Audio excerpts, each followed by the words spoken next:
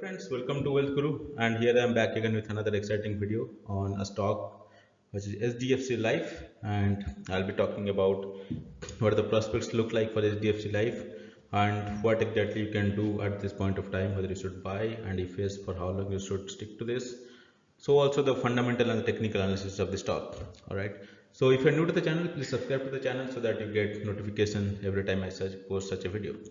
Alright, so without making any further delay, let's get started. So SDFC Life has been recommended by 5 Paisa yesterday, and the stock has been suggested to buy in a range of 679 to 688 for a target price of close to 780, which is almost 14% off from here. So what's the rationale? Like the stock has been closing on positive note for the past 3 days, and today it has reclaimed its 50-day moving average, and the stock has made higher top and higher bottom prices on the daily charts, and the price momentum indicator in the RSI and the MACD also gives positive signal. So that's why you can buy the stock, keep a stop loss of 649 for target of 780, which is 14% up from here. So that's what 5 Paisa has recommended, but we'll not go blindly by that. Rather, we'll do a stock kind of a fundamental analysis as well to find out whether it's worth your time and investment. So let's go deep into the stock analysis. All right. This is how the market cap and other things for HDFC Life. It has a market cap of close to 137,000 crores, has a P trailing P of 101, has a price to book of 20.3, which is almost makes it pretty expensive. And if you look at the operating revenue for the last quarter, it was 583 crores and net profit was 319 crores. So that's pretty much how it looks like. But if you let's look at a longer term horizon, some max chart, you'll see it has gone up from levels almost 344 way back in 2017 and almost doubled at now 668. So that's pretty much the overall chart. And if you look at the dividend history, this is it has been paying dividend not consistently. So in 2017 it has paid dividend once, and 2019 it has paid once, but 2020 and 2021 hasn't paid any dividends yet. So not a dividend paying company consistently. So that's one thing you need to take care into account if you are paying for the dividend stocks kind of.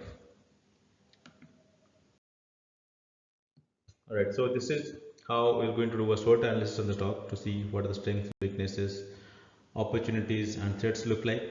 So if you look at the strength, the company has no debt and the company has zero promoter plays. FII and FPIs are increasing their stake for last few quarters. So all these are the strengths.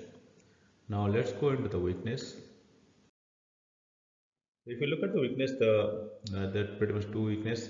The mutual funds are decreasing their shareholding for the last quarter, and the promoters are decreasing their shareholding as well. So we'll also see how the current shareholding pattern looks like. But pretty much mutual funds and the promoters has been decreasing their share for the last 2 quarters.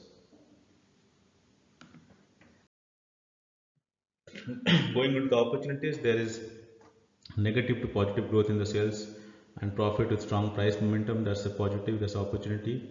And if you go into the threats,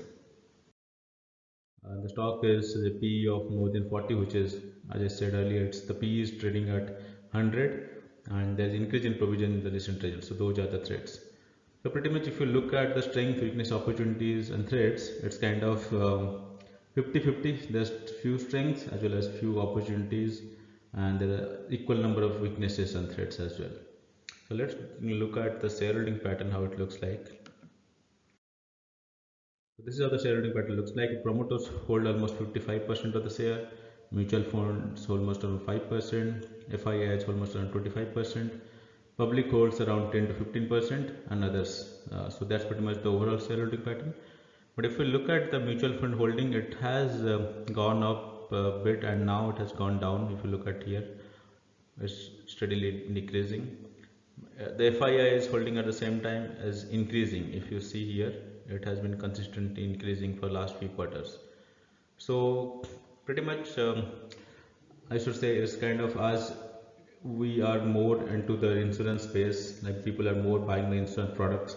So this company has a short-term opportunity, but the only problem is the P, which is almost 100, makes it difficult for, or makes it pretty expensive at this point of time. But nonetheless, the sentiment is with this kind of stocks, all the insurance stocks, so that makes it a lucrative buy at this point of time. So just buy it for the short term. My suggestion is buy it for the short term for target of almost 14% off from here, but also adhere to the stop loss which I mentioned earlier. Alright, so hope you like this video, and if yes, give it a thumbs up, and if you're new to the channel, do not forget to subscribe to the channel so that you get notification every time I post such a video. Thanks a lot for watching.